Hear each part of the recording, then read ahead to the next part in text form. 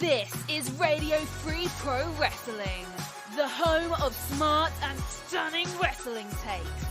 Follow the show on Twitter at Radio Free PW. The liberation starts now.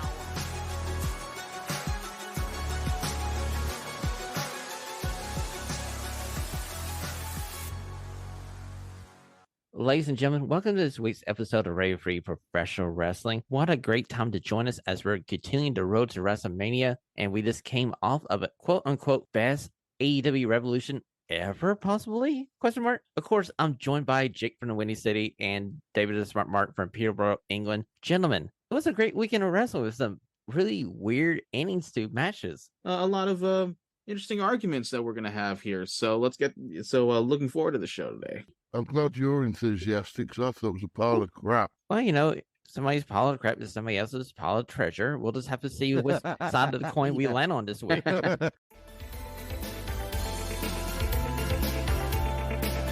This is your Radio Free Pro Wrestling Control Center. All the wrestling news you need to know.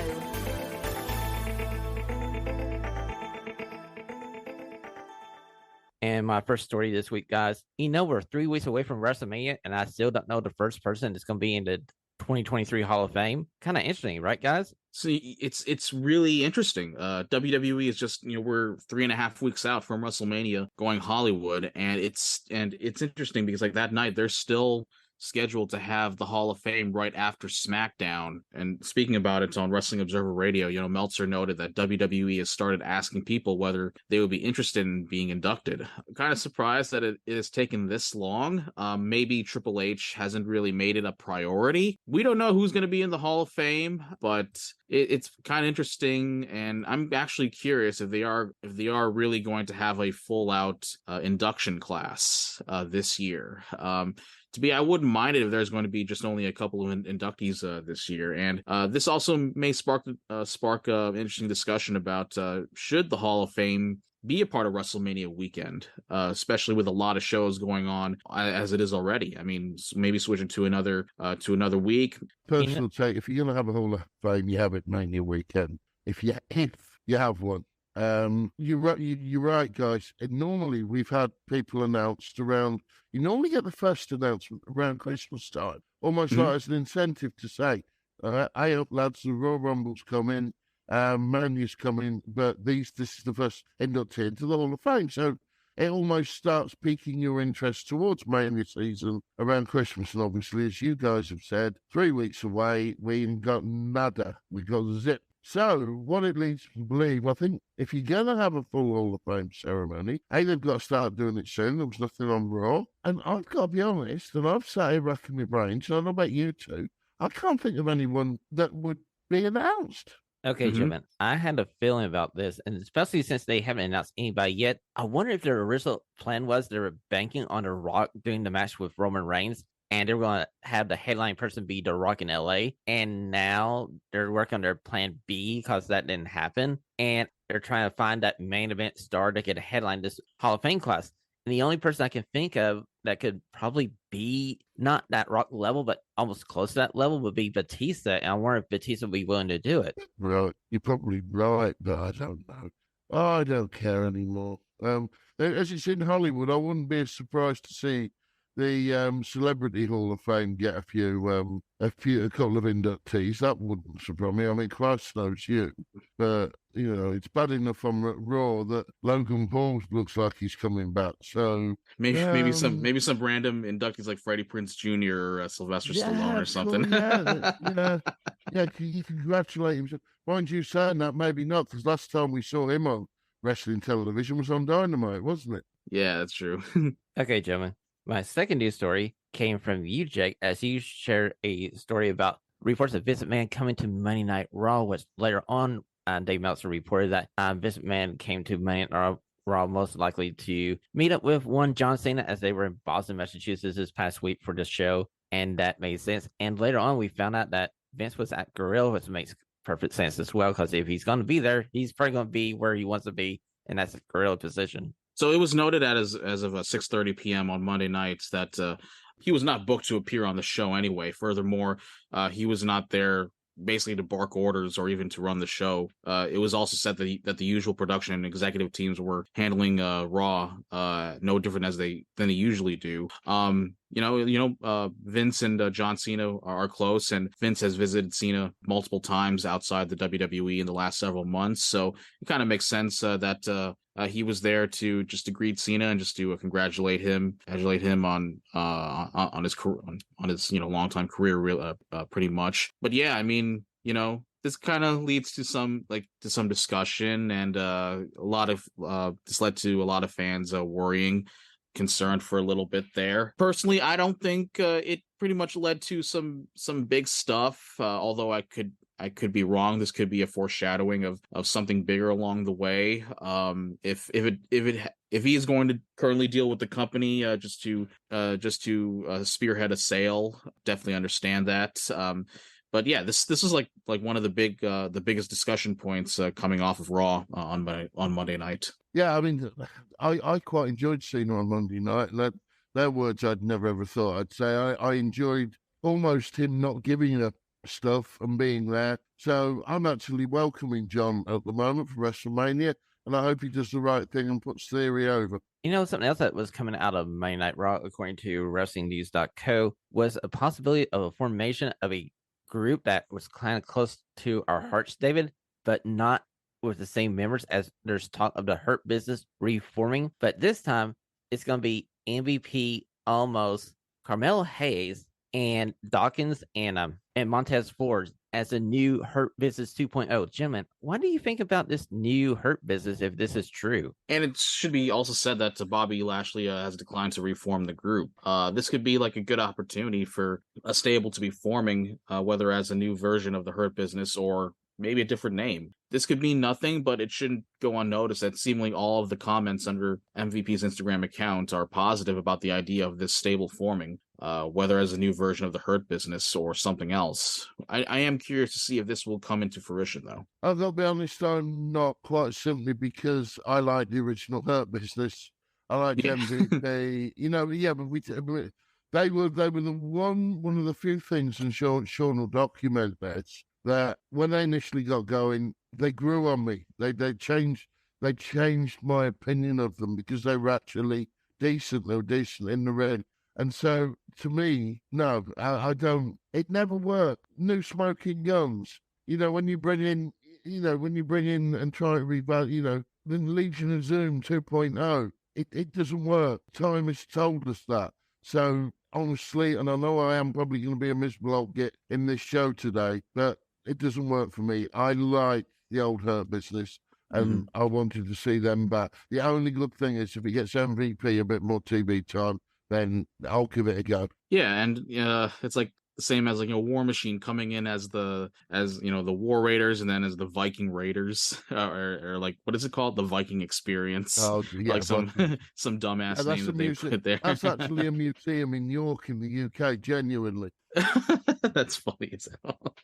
It's true. Okay, David, my next story is about a female wrestler that we kind of enjoy a lot of, and we were kind of early on the bandwagon here, as G.D. Dolan was on Busted Open Radio this past week, as she was explaining her background and her upbringing and how wrestling was quote unquote taboo to the culture that she grew up in, as she was growing up in a gypsy culture. And she explained her background and running away from home at 18 when she discovered wrestling. And she had this amazing promo, not last night on NXT, but the week before. She cut this heartfelt promo. And I'm like, they got a new babyface in Gigi, and I'm hoping, even with the lackluster match they had last night on NXT's show, they need to push her as a new babyface.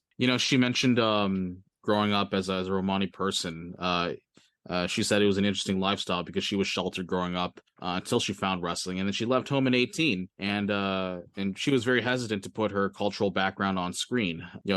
She mentioned there's a lot of misconstrued information and stereotypes out there regarding her own culture, her own cultural background. Opened up about her background. It was really interesting to listen to. So I give her a lot of credit to opening up and being honest about her cultural background there on Busted Open Radio. Yeah, I enjoyed it. I like the girl. I think she's got some talent. I do think she needs some guidance, and I think she needs some help to get to the next level. What that is he going to SmackDown? Is he going to work with some of the bigger girls?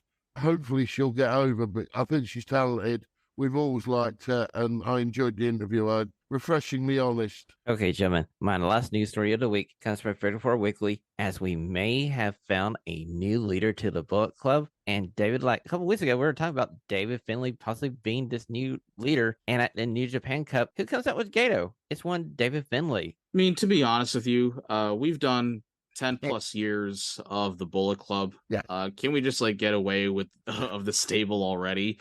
I mean, this stable is pretty, like, this whole group, this whole Bullet Club thing has pretty much jumped the shark ever since Cody and the Bucks left, and Kenny Omega. So like, what even is the point of the Bullet Club anymore? Like, happy that David Finlay is now in a heel role and maybe in a prominent heel role in New Japan. I'm really curious to see what he can do in a top spot. But look, it's the Bullet Club. Nothing much can come out of this pretty much anymore. And I'd rather just see him just like try to be on his own and not to be just like the front man of Broken Grapes a group here. Yeah, Jake, now that what you've got is Jay White Light there. You look at two pictures of them together, you never see them in the same room. It's another version of Jay White. Not for me. David Finlay, Jake's just said it. David Finlay is a talented wrestler on his own. Make it on your own, son. I mean, you look at his pedigree. It looks like Jay White's, thrown his cap in with AEW and a few indies. Jake nailed it. Too much Bullet Club. Too long. Let it go. Let it die. Just let it die and let it go. Okay, gentlemen, I kind of agree with you because I can see your viewpoint here. It does look a lot like NWO 2000, and we all know how that went. So that could be a perfect point to end the Bullet Club. But we all know that New Japan owns the copyright to the Bullet Club, and as long as it's making money for them, they're going to keep that around. Sure. But remember Bret Hart as part of the NWO in 2000? He probably still is officially. Yeah, that was just the weirdest, most uncomfortable, most awkward crap I have ever seen. Him joining the NWO, it was like, why did you put him in this state? Like, seriously. Well, ladies and gentlemen, that has been your control center for this week on Radio Free Professional Wrestling. It's time for the stunning 6 questions. All of the whys and what have they done now. Hopefully Shawn and David can make sense of it. Okay, my first stunning question for you, gentlemen, was the Iron Man match between Bryan Danielson and MJF. Was it the classic that almost everybody is saying? Or was it good for like 65 minutes and the ending kind of brought it down? I'm probably going to be the person that has the half the glass half full here. That ending is going to get a lot of people talking, as there was a rather simple solution of having Danielson pass out in the hold. Having Bryan tap is going to get people annoyed as the hero falls, but MJF can get a lot of the bragging out of this one. Now, that being said, this match started in quite a slow pace. But it got way better by the end with a great mixture of playing up the limb injuries and mixing in the violence. They were playing some interesting games with each other before the finish, and I wasn't sure how it was going to go, but I thought it was still a classic match with an ending that might not go over so well, but I was so stuck into the gist of it all. I was at a movie theater watching AEW Revolution at one of the AMC theaters here in Chicago, and by the way, I definitely recommend the theater experience if you're going to go for like a big AEW pay-per-view. Well, first off, it's half the cost of buying the pay-per-view outright. It's like only $25 if you're going to go to one of these, but yeah, I mean, all of us, like, and the theater was nearly full. So, and all of us were like up in our arms, and we were just shouting loud. We were screaming loudly while this match was happening. So overall, like, it got the crowd going where I was at, and really got my gears going. And I kind of expected that MJF would win here. But the way with the near falls here, that you would think that Danielson would win it, and it kind of almost convinced me. But yeah, I thought it was still a classic match and one of the best matches I've seen from AEW, really. Okay, well, it's me to drag Jake to the move down. It was okay, and I'll tell you why it was only okay. The ending, Jake, you nailed it. Everything that you said about the ending, I couldn't agree more with. Have Danielson pass out at the end. I didn't actually want MJF to resort to chicanery. I wanted MJF to win it on his own merit. I know he's a dastardly heel. He'd done enough dastardly heel moments because there was a brilliant one. And you put something on the thread at the time, Jake, where he deliberately got himself disqualified to take 2 quick falls. So that was brilliant. Really original. Liked it. And here's the point, guys, that no one seems to have mentioned. I was on a downer going into the match because I thought the rest of the card was boring. And I'm sorry for saying it. I could get heaps here, but it was boring. Or not boring, it was okay. It was nothing outstanding. So by the time we got... It was not horrible, you're saying, right? Or... Yeah, it was not horrible. There's nothing horrible in it, but it was just... I'm not being funny. We've had 2 fucking no DQ matches with blood and, you know what I mean? Why have 2? We know how you feel about the death match, so. Well, I don't know whether Shawn's coming on to that, so I'm going to wait, express my opinion on that, but I'm sure you can work it out. But we had 2 of them in the card. Now, I get that there's an audience that like that sort of match, but so have one. By all means, if you play to your audience. Do we need 2? Do we honestly need 2? You have the women's match, which was marginally better than it could be, considering some of the dross that was in the ring, and that doesn't include Jamie Hayter, who carried that match. I hate to say this, but my match of the night was the trios match. Yeah, and I hate to say it. Don't get me wrong, but I hate to say it. So therefore, it led me going into this match to get to the point that I was on a downer already. I don't see how anyone's got this as a great match. It was okay. It was possible. But for me, Danielson now needs to do whatever Danielson's going to do. Stay away from MJF and let MJF move to other fish to fry, which I'll come on to, hopefully, with Shawn's questioning. Shawnee. Okay, Joe, so the way I came into this pay-per-view was I was at work. I got home literally in time to see the end of the 4-way tag team match. So I didn't have the full experience of the first 2.5 hours of the show. So the first full match I got to see was MJF versus Bryan Danielson. And I'm going like through here for 60 minutes. I'm into it. It's good. I love how MJF cheats to get a pinfall. And it cost him a pinfall, but he evens everything up. And the last minute where he's just hanging on by the near fingernails as he's letting that clock run out. I was happy with the draw. I know the fans were chanting bullshit. I was happy. You could have left there with a draw. But then we have this afterbirth where we go, oh, hey, Tony doesn't want this to end in a draw, so we're going to restart this sudden death 1 fall. And MJF is laying there with oxygen, the guy giving him oxygen, so he has giving oxygen him the mask. that was kind of funny.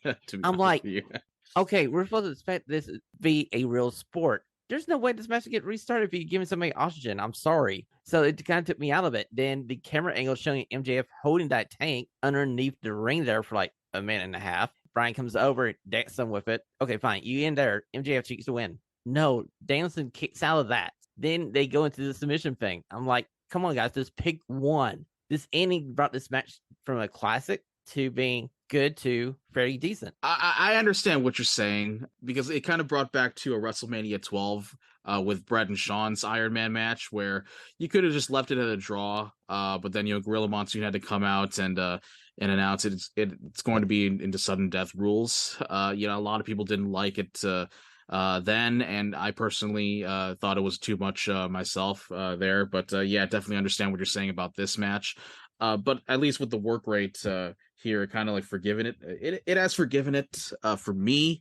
But yeah, I mean, like it was kind of funny that we got to see Max suffering a lot and putting the oxygen mask on himself. But yeah, I mean, yeah, hey, it's definitely the most polarizing match of this whole card to me as well. So Jack, that's kind of interesting you said that. Later on in the study's this question, I may have a match that could be as polarizing as this one. But my next question for you, gentlemen, is which promo did you like better and which one helped their WrestleMania match coming up more? Was it Cody Rhodes' promo with Roman Reigns or was it Austin Theory's promo with John Cena? Oh boy. I definitely preferred Cody versus Roman's promo at SmackDown. For me, like, it was just well thought out, and the way that they brought up their past and and their history, growing up in the same system in NXT, with Roman at least, and Roman getting to work with Dusty, and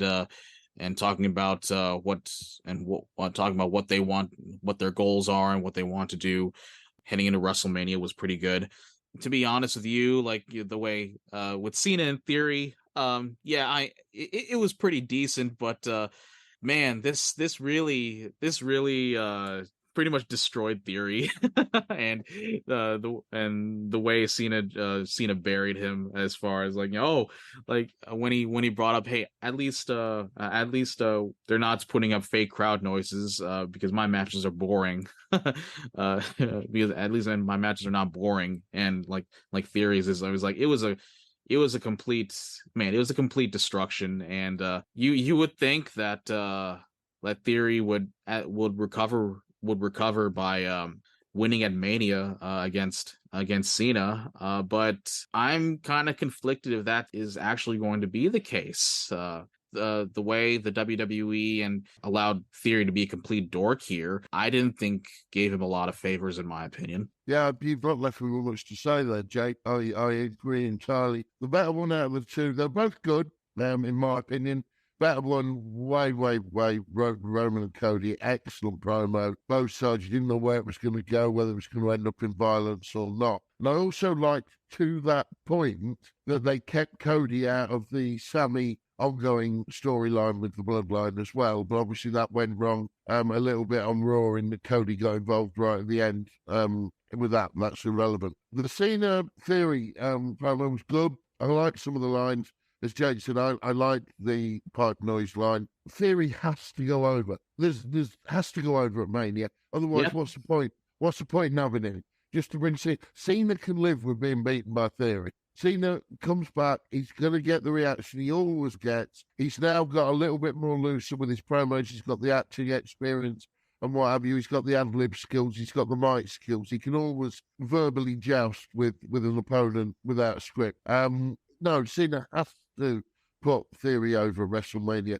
Hopefully they'll allow Theory a little comeback in the next couple of weeks. But yeah, pretty much Jake nailed that. Gentlemen, the only thing that Cena didn't do to Austin Theory was turn him upside down and shake him for his lunch money, because after that promo, that's all that he didn't do. Because I was waiting for Austin Theory to come behind him and attack him as he's leaving the ring. He doesn't do anything. He looks like a freaking dork. I mean, I love his sunglasses. Austin, if you're listening to this show, let me know where you get your sunglasses from. I want a pair. I need a pair too, by the way. Those are pretty dope sunglasses and shades that he has there. I think I'm slightly too old. Okay, gentlemen, my next question for you. We're going back to AEW Revolution. And Jake, this is where I was thinking maybe this is as polarizing as the match we were talking at the beginning of the 76 questions. Did Jungle Boy's victory over Christian Cage change your viewpoint of Jack Perry and AEW, or did it not do anything for you? I thought the match was okay. The stipulation is weird, as almost everything before the ending doesn't matter. You can't win the match in the ring, so the drama doesn't really crank up until you get up to the casket. They did give Jungle Boy the big win though, and made him look pretty strong in defeat, and that is what matters the most to me. A good fight here. Jungle Boy winning is the big deal, but it kind of like. I was kind of confused how were they going to execute this match. It was a final burial match, but they'll just put the casket on the grave, and I thought, okay, so the ending is just going to lock the casket, and not completely dig him after. So, but yeah, I mean, I really hope with Jungle Boy the result is that he's gonna Christian is going to take a break. And I just wish that Jungle Boy would just move on from Christian after this, so, and actually move on to like some other feuds, because like we've seen this like almost the entire year, and it kind of makes sense that this would be the culmination here. Yeah, I couldn't agree again. Most of that is pretty much bang on. I just want to see Jungle Boy snapped in half. I really do. I don't like him. He's got some skills in the ring. He's got some ability in the ring, but he He couldn't use a mic if his life depended on it. He couldn't cut a promo if his life depended on it. I love Christian. Christian is a brilliant. It's what AEW lack. It's a proper heel. He's smarmy looking. He dresses smarmy. He disregards the crowd. He doesn't give them cool responses. He just ignores them when he's being booed. You know, he doesn't have to try and get himself over by saying something funny. He does it properly. He's an old school heel 101. And AEW need more than that. Yes, it was the right result. Jack Perry had to win that. So I don't want to contradict myself here, but Christian needs to be rehabbed and brought out as an old heel for someone. As concerns Jack Perry, I don't know, and I don't really care because he's done nothing now. AEW dropped the ball with him. When they had him as a talent, as a boy with his dinosaur, they didn't utilize it, and they're not utilizing it now. I honestly think that this is going to be one of the things that we look back on a couple of years to say, this was a character that AEW dropped the ball with. They had a homegrown baby face in the waiting, and they just couldn't put the things together to make it happen. We had the discussion about what AEW kind of lacks here is do they have like good baby faces? Do they have good heels? And to be honest with you, like after this pay-per-view, I agree with you, David, that they are kind of lacking those proper heels, outside of, Max and Christian. I mean, you can argue maybe Sammy Guevara, but to me, I mean, at this point, that's not heel heat. That's not really heel heat. Yeah. It's Baron Corbin heat, really. So yeah. And I tell you what, Jay, although you're right, I'd argue that Max isn't 100% heel because he gets over with the crowd. They want to hear him make his comments that make them laugh and make them go, ooh. Do you know what I mean? And that, to me, whereas Christian just blanks them, won't interact with them whatsoever. Sure. And I know, obviously, I think it's a kayfabe story. The best thing that Max did all weekend was throw that drink in the kid's face. Genius. And I'm sorry, genius. Yeah, I agree with you there. Maybe the Ass Boys as heels, but they're not good as well too. But yeah, okay, Jim, you led me perfectly into my fourth stunning question of the week. We saw FTR make their return at AEW Revolution. Now they're injecting into AEW's tag team division. Is it enough to save this division? Because this used to be the division that we watched in AEW, and over the course of a year and a half, we got the Ass Boys as champions. What the beep?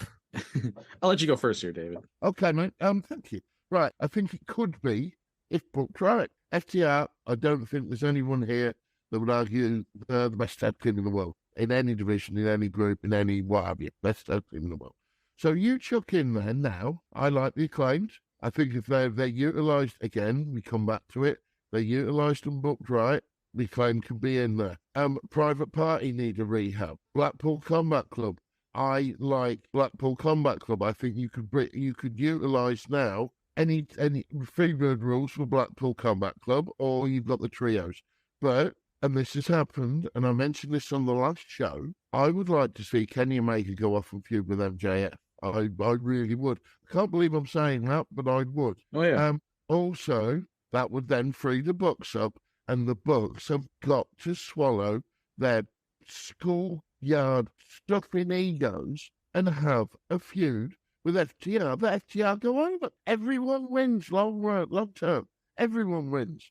We win as fans. The company will win because it will heighten some interest because they know there's real life heat. They don't know what it is, but they know there's something there, and it would put bums on seats. So yeah, in answer to Sean's question, it has revitalised the tag team division. There is potential there, but it comes back to our so-called Booker of the Year to get it right and not listen to his playground. Jay? I still say that AEW has the best tag division in all professional wrestling right now. And this is an opportunity to let it still be alive and still going here.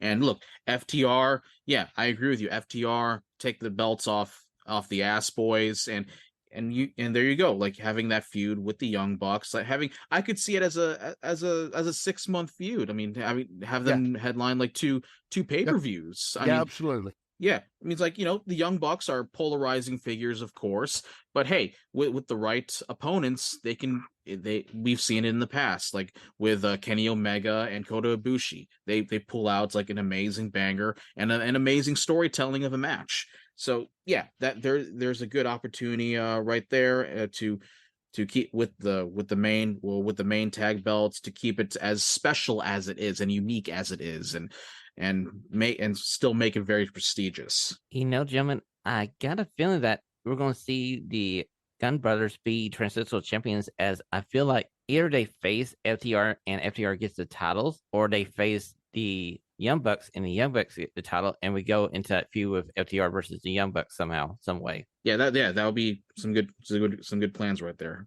Okay, gentlemen, my fifth stunning question for you.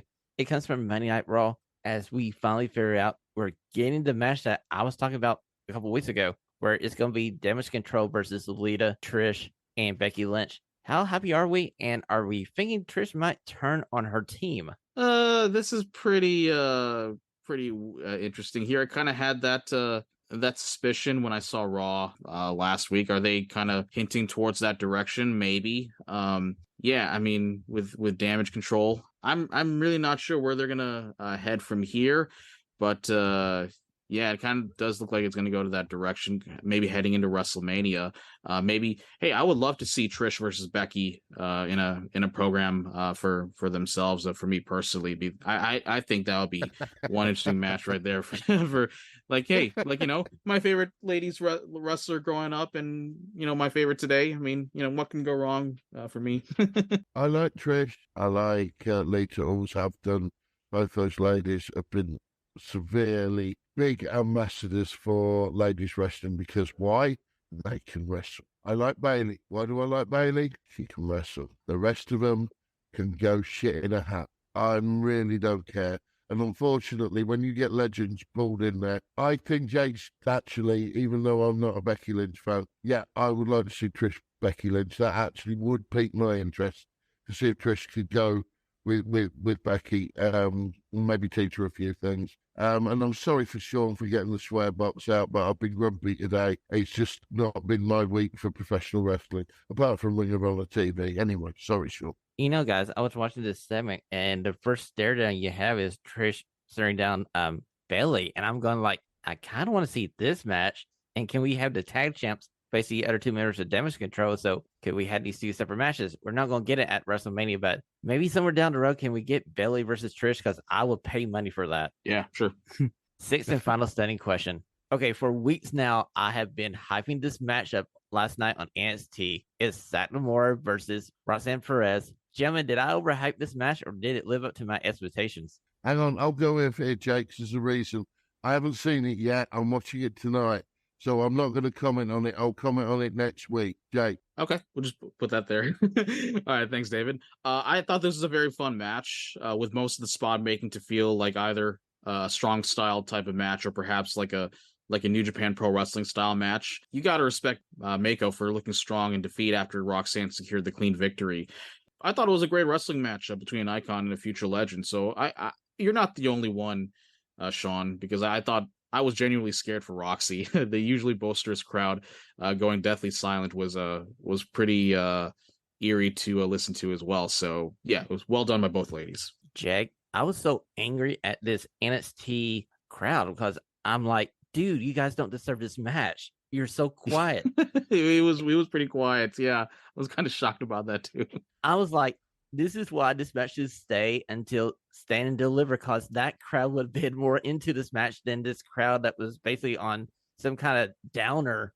Yeah, absolutely. Like, thinking about it, it's like they should have probably just kept this for Stand and Deliver, having a full out crowd in Los Angeles. So yeah, this definitely could have been a ball dropper right here, but I still pretty much enjoyed the match. I did too. Now, there's a couple of spots in there where I felt like they may not gel well together, or something just went awry just a little bit. But I love the ending where Roxanne just basically ducks under the Scorpio Rising kick, and that's how she pins Satomura. She learns on the job and tricks Satomura into going for the finisher and just obeying it just enough so she get the pin. The way they executed it is on. Do you two think I'll enjoy it? I think so. Yeah, I think you will. Yes. Okay, cool. Yeah. Did they gel better than Matt Hardy and Hook? Yeah, I think so. Yes. Then that'll do it for me. Sean. It's a definite yes with no hesitation. Thanks, Jack. Right, Yeah. guys, Like there's got a question. nothing else to be said.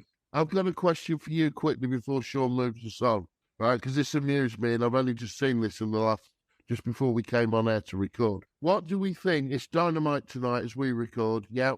What do we think Wardlow is going to use for a TNT title belt? Okay, so if you haven't read the news this morning, somebody broke into the rental car of Warlow and stole his gear in a TNT title. So, David, to answer your question, I bet you they're rushing to make a new TNT title for this evening. And how dumb would you be to break in somebody's car and it be Warlow's freaking rental car? Yeah, and you're lucky that he didn't see you in broad daylight too. So yeah, pretty crappy. You've got to try and sell the belt out now, because that won't stick out when he tries to sell it, will it? I mean, my TNT belts that I have over here. I mean, yeah. I won it. I work for AEW. What we're going to do is, hey, Tony, if you're on line one, I represent Jake Allenar and he's willing to loan out his title.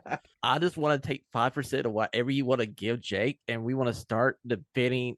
We'll tell you off air, okay? Before we go, gentlemen, I just want to mention that I thought I enjoyed the debut of Ring of Honor last week. Yes. I know, David, that you mentioned it Yes. last week. So yeah, what did you think there originally? Because I thought, and seeing Eddie Kingston there and then doing his usual stuff, usual great stuff. I mean, I pretty much enjoyed it.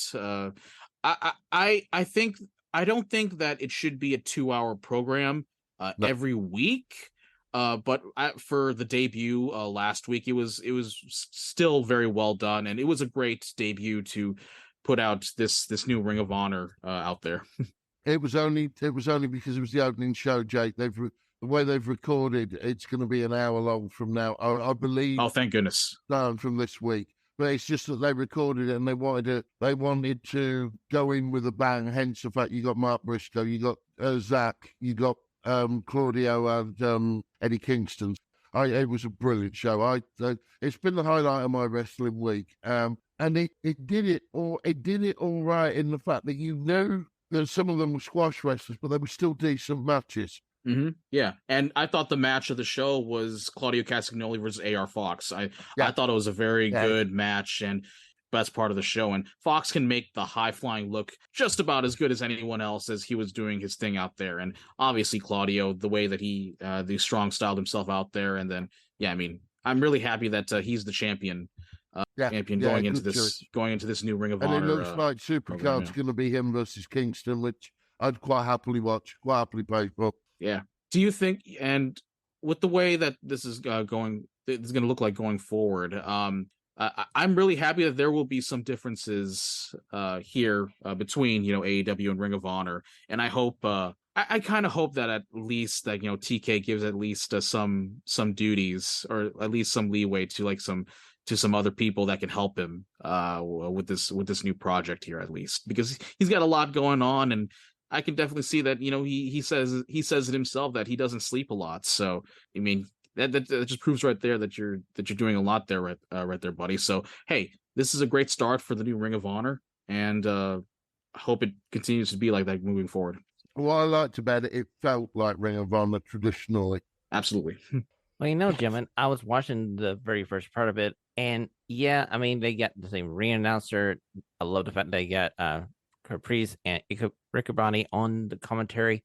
I'm just hoping they eventually move this thing back to Baltimore and just base it out of Baltimore like it was before. And it doesn't look like AEW Dark, because it kind of looked like AEW Dark with drapings of Ring of Honor. But I'm going to give it another chance this week. It's well worth the $9.99 for Honor Club. I thought the show was pretty good while I saw it. And before we go, we are doing a best WrestleMania match bracket with the gentlemen from 6 Win Media, Chris and Matt. I will be recording this show Saturday this week, and we'll be releasing our brackets next week on the show. We'll run down our region, our 1 through 8 seeds as we lead to WrestleMania, and try to debate what is the best WrestleMania match ever. Really looking forward to this.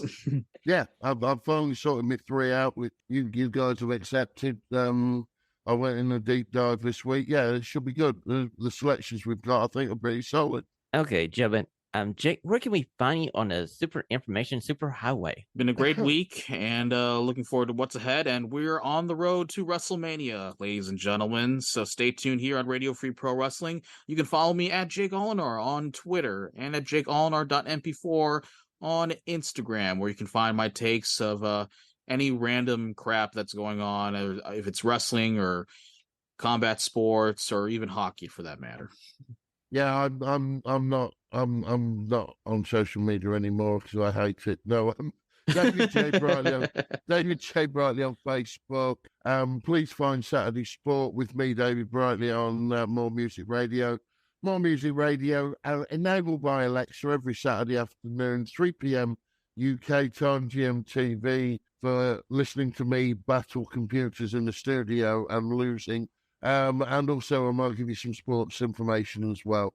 And just thanks for listening, guys. Really always appreciate every single one of it. Ladies and gentlemen, yeah, please go out of your way to listen to David. I mean, he does an incredible job, and got the chance to listen to it. And hey, bro, you doing a great job, and we're both doing the same thing with radio. So, good job, man. Thanks, mate. Appreciate it. Okay, ladies and gentlemen, you can always follow us on our website at www.radiofreepw, the one-stop shop for everything Radio Free Professional Wrestling. And until next week, where we spring ahead and we get 1 hour closer to David, gentlemen, have a great, stunning week. And I'll try to catch up with you next week because I'm going to lose an hour of stunning BB sleep. What the hell? Brother. This is Sergeant Arms of Christina on behalf of the guys. Thanks for listening to today's show. Please head over to Apple Podcasts and leave a 5-star rating and a review. Until next time, the liberation continues.